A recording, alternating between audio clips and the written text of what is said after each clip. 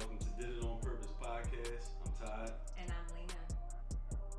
And we are your hosts. Do the intro. What did you just say you were going to do the intro? See what I'm saying?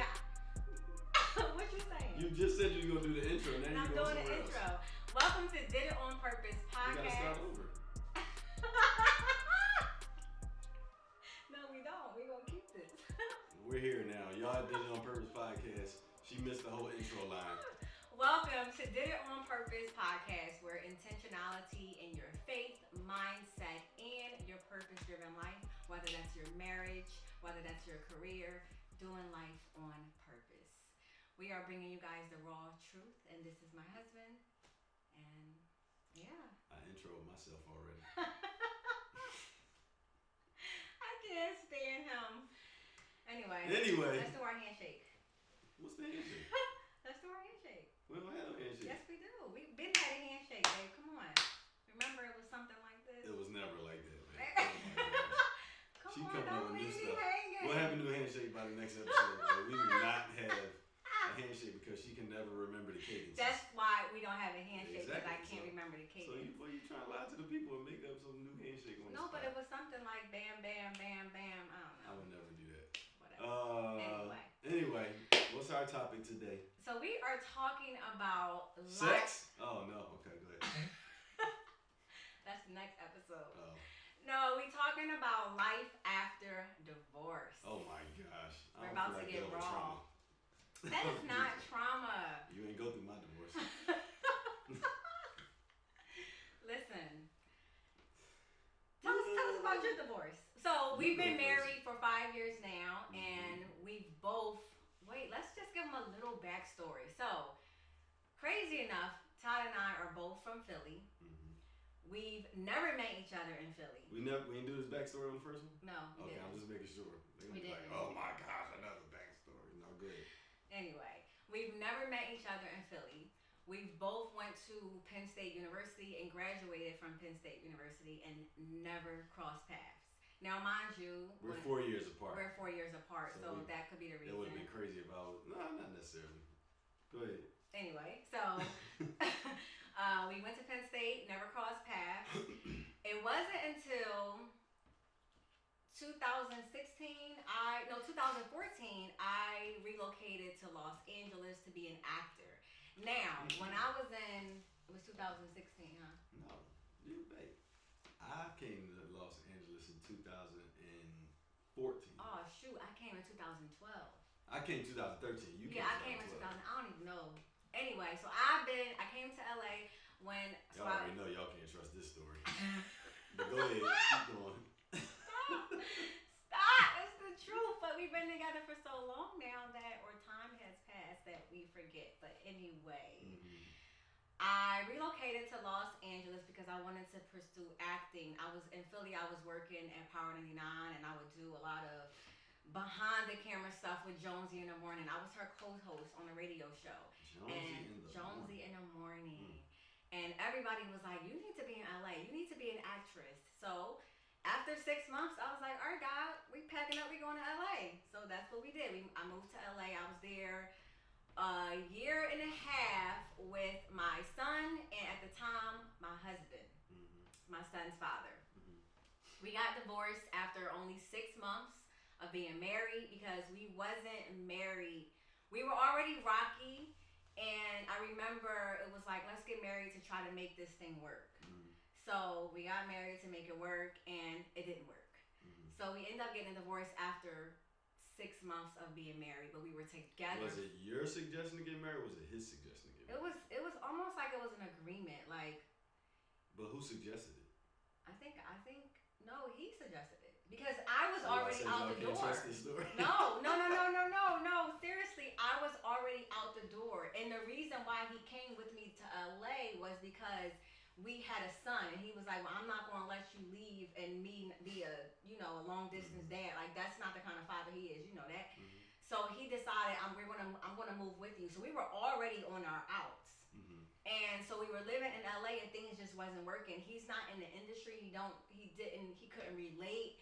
It was like you being married and you having this relationship and you trying to do these things, like pick one. That was his thing, pick one. Is this your story, life after divorce? You going there? I'm going into it. Oh, no, I'm going into it. No, I'm asking.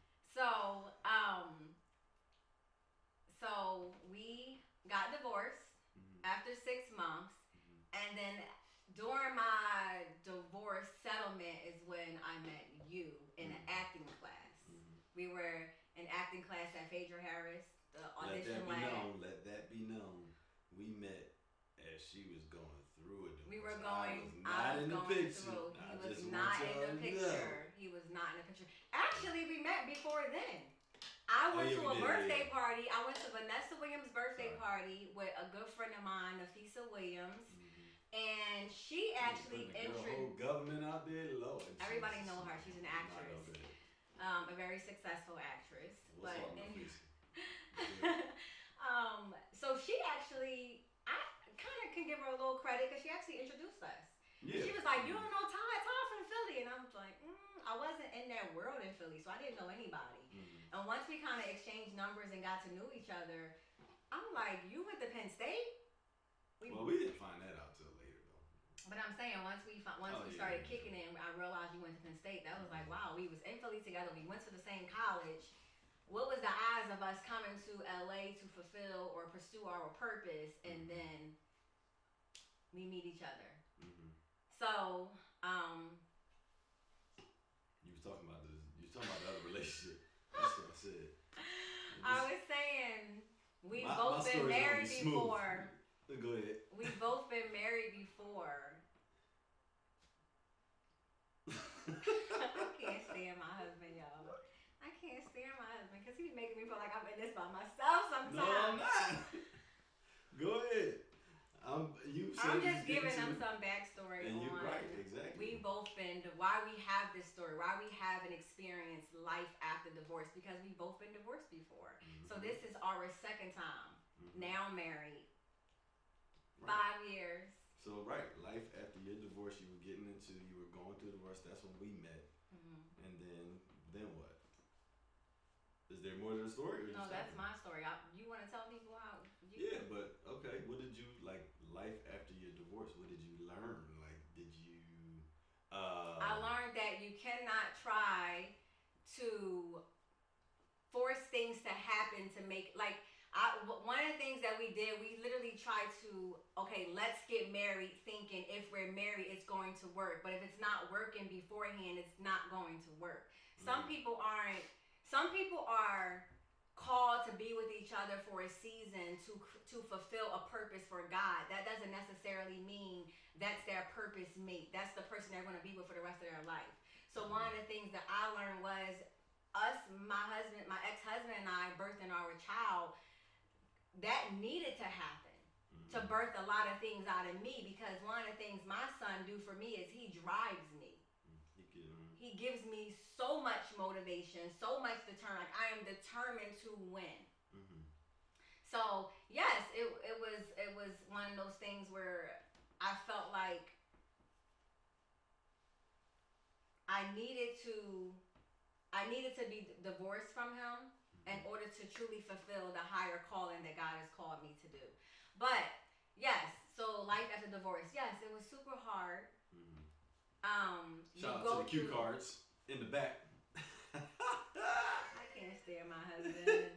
Hey, we keeping it raw, rugged. Listen, one thing about our talk show, our podcast, is let's be raw and transparent, because I know our experiences are to heal so many people. Yeah, no, that was gonna be my question, but because we don't talk about divorce enough. We have all of these marriage panels, but we don't really talk about how it truly affected us. I think me being divorced, I was able to truly find myself, because you can get so lost in marriage if you don't know who you are.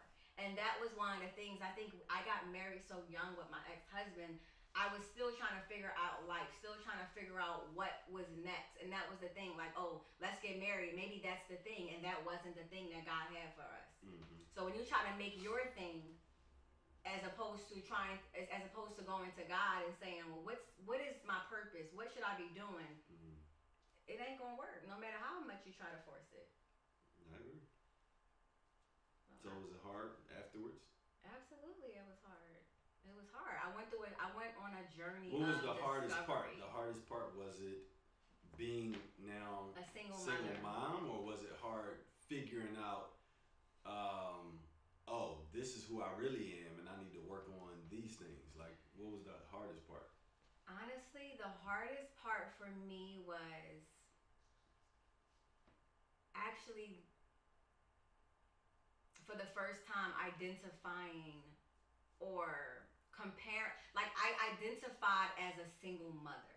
This is what I saw in my family. That's the only thing that I've seen growing up. My mother was a single mother. My sister was a single mother. Most of my aunts are single mothers. So that's what I saw, and for me, it was traumatizing because since I was a kid, I'm like, I'm not gonna be a single mom. I'm gonna do things different. So for me, it took me on a road of discovery. Like, I don't want to be this. I don't want to live my life in this way. So how do I find out who I am? Because I know who God created me to be. I'm a nurturer. I'm somebody's wife. So even though it didn't work in this situation, I knew that God still called me to be a wife. So I had to discover who I was in order for me to start fulfilling my purpose so that I could be in the right position for my husband. But you weren't a single mother. I was a single mother. No, a single mother is someone who doesn't have their father around. Like, that's so you felt single because now you're living alone with your son, but his dad is still very much involved. He was very much involved, but so I just want to clear that up because that's what a single mom is. A single mom is the dad is not around. And that's definitely not the case in this situation. But I get what you're saying. It felt like that because he's not. But that's why I was saying I was looking at myself. I get it, yeah. The same way that I would look at my siblings, the same way I looked at my mom. Even though my mother kids, their fathers was around, I still only saw my mom. Yeah, well, I didn't that's see their that's dad doing the full-time responsibilities. And that's different. So that's what I felt. I get that, and what I guess what I'm saying is, the feeling is legit because it's a feeling, but it's not truth. Exactly. Yeah. Yeah. So that's all I'm saying because dads can be around. That don't mean that they're dads. They're their fathers. So one shout out to our son's biological father. My son's father is amazing. He's there. He's at every game. It's more than just games. He's a darn day. good provider. So. And I appreciate that for you. I mean, I love that about you because you always acknowledge. Yeah, because dads don't get credit. Listen, I think I put the fathers and the dads in my life. My turn. Tell us about your life after the Man, listen.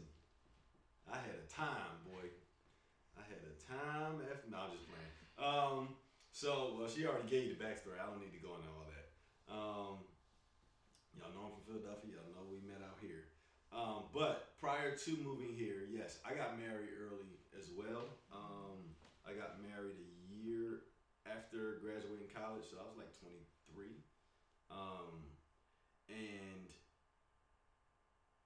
at 23, how but do I you learned. know? I'm so curious. I'm trying. No, but at 23, before you go into divorce, what made you say I want to get married at that? That's so young. Yeah, well, there's people that get married young and they're successful. I'm not saying that. You have to make sure that you're ready for marriage. It has nothing to do with age. But at 23, for me, everything looked great on paper. So, we had at the time, you both college graduates. You come out, you got decent jobs. You buy your first house. So it's like everything looks good. But at the end of the day, if you really don't know each other, or not even know each other, if you don't know yourselves, in order for each other to get to know each other, then it's like a recipe for disaster. So that was kind of my situation. Communication was a big thing. We didn't communicate effectively. You want me to look into the camera? Yeah, you gotta look into the camera, bro. Yeah, but that's only when I want to address the audience. Okay, when you look at it. See how the camera, see what the cameraman doing? Trying to make me speak to y'all. But I got you. But I think the most important thing I learned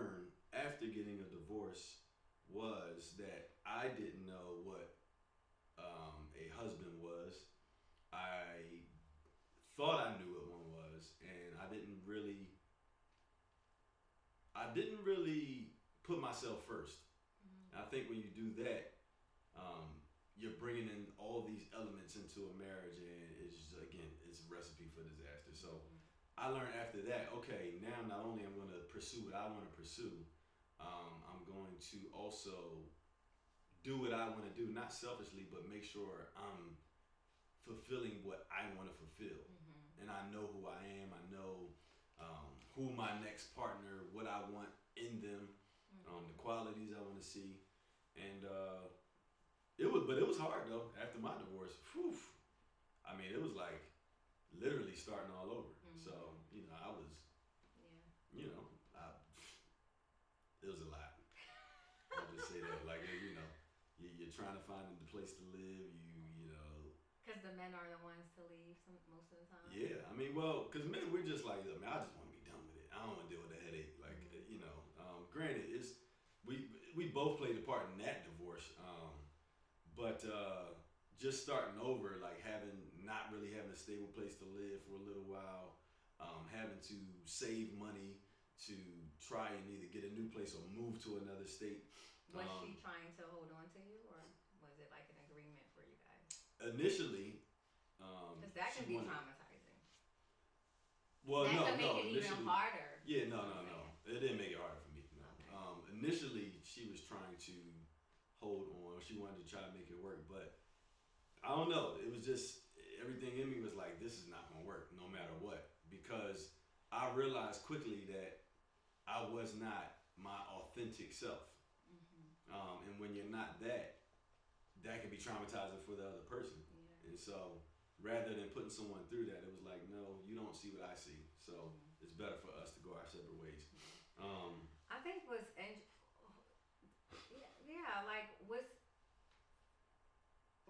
say, who broke whose heart in this situation?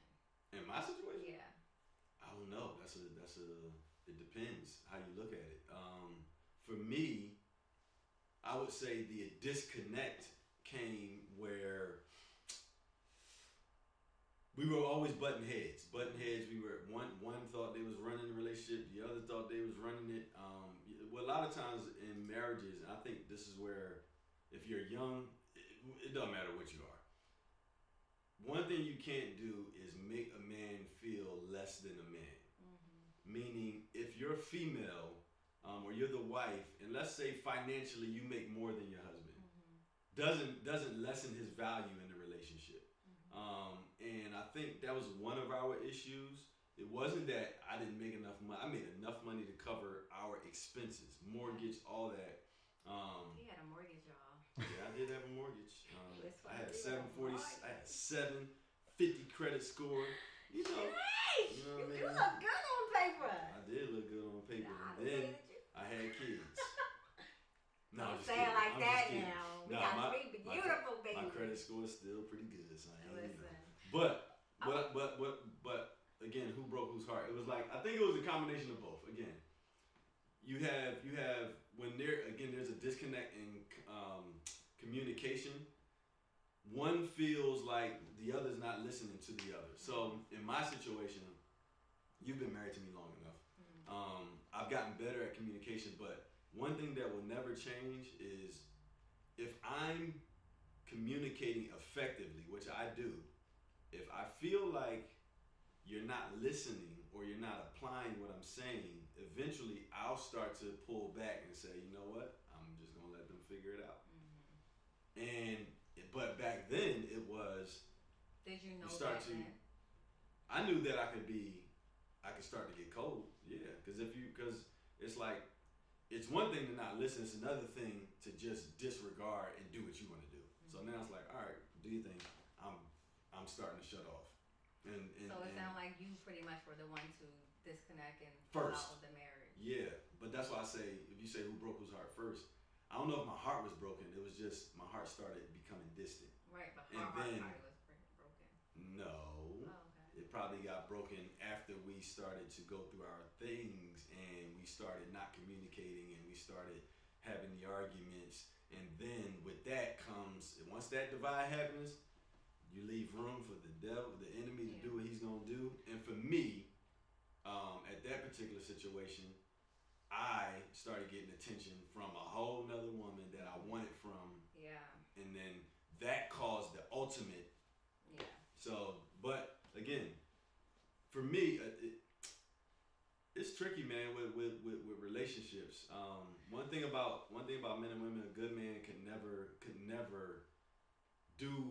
want to hurt anybody. But if you don't value that person, it's very easy for him to look somewhere else. Yeah, that's really good. That's kind of what happened. But I wanted to ask though, because you brought up you talked about the fact that you leaving the situation. Mm-hmm. When you left, because you talked about you wanting to put yourself first. Mm-hmm. Sometimes you could be in a marriage, because for me, when we talk about life after divorce, I think when me being so young in that marriage, when I came out of it, there was like a pause. Mm-hmm. I didn't know what Lena wanted. Mm-hmm. So you was like, oh, I didn't put me first. So you actually could identify what it was in you that you needed to fulfill. Mm-hmm. Whereas for me, I knew what it looked like to be in LA, but I didn't have that purpose thing down. I didn't know what I was quite called to do. Mm-hmm. So me being married, when I say I was lost, it was like, I'm trying to figure this thing out. I don't really know how to be a mom. I don't really know how to be a wife. I don't really know how to navigate this career thing. So it was like, let me just start all over. Let me just get a blank canvas. Mm-hmm. And so for my life after divorce, it took for me to really just like sit with God, sit with the Creator. God, you created me. What am I here for? Teach me how to be a better mom. Teach me how to be a better wife. And help me fulfill my calling, my purpose. Mm-hmm. So I think for me, it was, when I think about life after divorce, it was when I keep saying it was traumatizing for me, because I went on a road of trying to discover everything. Mm-hmm. Like I had to build everything, confidence. I had to build, what does motherhood look like? I don't want it to look like my mother. Mm-hmm. I don't want it to look like my siblings. What do a wife look like? God, I know I'm supposed to be somebody's wife. Teach me how a wife should be. Teach me what a wife should look like. So I had to learn that. Mm-hmm. Okay, God, you've called me to LA to be an actress. What does that look like? Mm-hmm. Show me my role, my lane. Like, what am I supposed to do? Phone going off, mine, dude. So I think that's why for me it was a little bit traumatizing. I went on a whole self-discovery for a whole year and a half. But I thank God that, during that journey of praying and seeking God, because he heard my cry, he knew my intentions and knew my heart was pure in the situations. Because when you don't know, you just don't know. But when God starts to direct you, when God starts to lead you, he'll start answering your prayers. And he did. Like, I would literally pray, like, Lord, this is what I want in a man. When you're ready for me to date again, when you're ready for me and my son to continue to build our family, and the type of men that I wanted around my son. He had a great father. His father was very present and a great provider. But I knew he still is. Yeah, I don't mean to say was. He still is. But when that person the bonus father, I started praying for a bonus father, and I thank God that he sent you. And I think. No, I'm just Go on and toot your own horn. No, I ain't toot my own horn. No, but I can honestly say that you were everything I prayed for and more. The headaches and all. Ain't nothing like a good headache. It's a good way. It's a good thing. We push each other. So. Okay, so let me ask you this. So I know for me, when I got divorced, it was never. Sometimes for men, it's always like, man, I'm never getting married again. I ain't never doing that again. For me, it was never that. I just always wanted a wife. I've always wanted a family. So that was always a thing. But I didn't believe I was coming to LA to look for that. That was not it. It was definitely, I'm pursuing my career. Yeah. So was it hard? Or was it hard? What were some of the hesitations of getting into a new relationship? Because you did have hesitations when we first started. Yeah, I had a lot of hesitations. Yeah. I was a hard wall. and I was not. Because, well, mind you, I'm sorry, I don't mean to cut you off, but we weren't looking to date. No, we weren't at all. Because I was dating. Yeah. And she was just kind of chilling. I was honestly in a place where God had me in such a sacred place where I was stingy with my time. It was the first time in my life where it was just me and my son.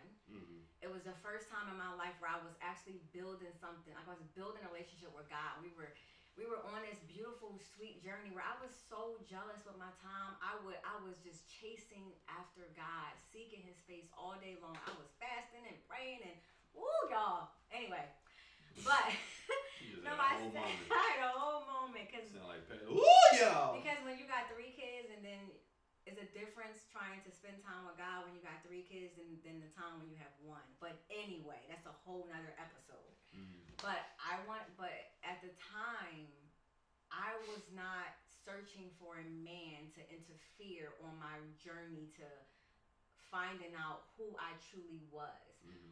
What is it that God has for Lena? Mm-hmm. What is it that God has for Lena and her son? Mm-hmm. I wanted to truly fulfill His purpose and knowing who I was, building my confidence, and just prepare myself for that second time for when He do have something for me, when He do present that person for me. I wanted to make sure I didn't bring in none of the old habits and characteristics and, and just family trauma or relationship trauma into my next marriage. So there was a lot of things that I had to really build. I was broken. Mm-hmm. I remember, and that was one of the things God told me. He said, this time with you and I is so intimate because you're in a place of brokenness. And I need to build you. So if I was to bring anybody in between that person would have got all of my brokenness. Okay, but I guess my question too was what is it from the first marriage that made you hesitant? I know you had to find you, but I'm saying what was it? Was it some things that happened there that you were like, I definitely don't want in my future, whenever that is? Yeah, my first marriage, I wasn't myself. Like that's what I'm trying to tell you. I did not know. I went through life not knowing who I was. Okay. Like I never had my father around. Mm-hmm. I didn't know who my father was. Like till this day, I never took a paternity test. You know this. So there is still, and my mom, my whole family knows there's 3 men out there who claim to be my father. Mm-hmm. So I always had some type of childhood trauma that I tried to hide. Mm-hmm. So I didn't know who I was. I was raised by a mom who was on drugs and alcohol all my life. So I didn't see a great example as a mother. Mm-hmm. I had a great grandmother to foster me, to nurture me, to keep me in church and taught me all the things that I needed to know. But I didn't have someone there with me every day saying, this is how you should parent. This is how you should be as a woman. I didn't even have no one. When my menstrual first came on, I had to figure it out on my own. Mm-hmm. So I needed that time after being married to really discover, who am I? How do this life, like what is this life? Mm-hmm. Like, and the beautiful thing is, that was the place where I will always say, God, you didn't place the mom in my life. You didn't give me the father. And He said, I'm your father. I'm your mother. And God started to walk me through life. He opened my eyes and showed me everything I needed to know. Mm-hmm. So for me, it was like being a baby and learning how to crawl and learning how to walk. And that's how it was in my 20s. So for me to date again, it took a long time. I went on I had so many hesitations. She went on a sabbatical. I did. I was like, nope, I don't care what you look like. I don't want no parts. She was like Sister Act 3. It wasn't that intense, but I do remember I just needed more time. I needed more time before I got back into the dating world. Mm-hmm. I needed that time for God to truly develop me and for me to just really understand. So I just challenge people, life after divorce, you can go through so much in a divorce. that it can truly cause a lot of shedding and breaking. And if you don't take that time to truly heal, if you don't take that time to just pause and slow life down, you're going to find yourself going into circles and cycles that if you don't treat, it will literally trickle down to your children and their children. So I wanted to end these patterns of divorce, patterns of not knowing who you are, patterns of just identity crisis, or this is what it looks like and this is what it needs to be like. I wanted to let God give me a clean slate so that I can now create new patterns, patterns of blessings and patterns of prosperity and patterns of good health, because divorce can take a toll on you. So I challenge people, and those are my experiences, but I challenge women and men when you're going through divorce to just slow down and take time for yourself.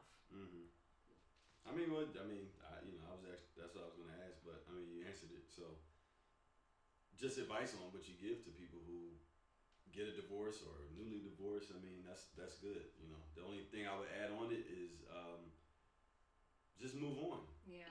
Move on with life.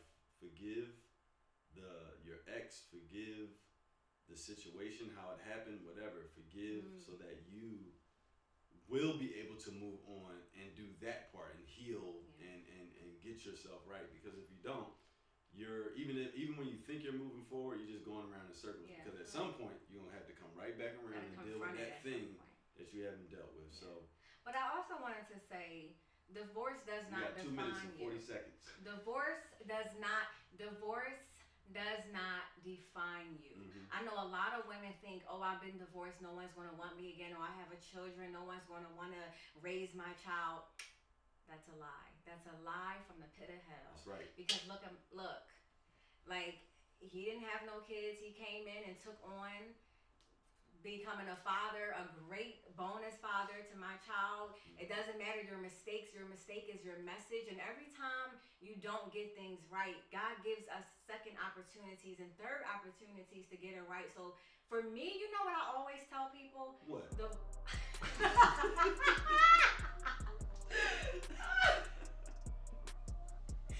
I hate you sometimes. I love you, but you get on my nerves. I'm done. We are done this episode. Listen, your mess is your message. Your greatest misery is your greatest ministry. Your greatest misery is your greatest ministry. So, life after divorce, it Queen teaches of the you one-liners. something. Bang, boom, pow. Bada boom, bada bang.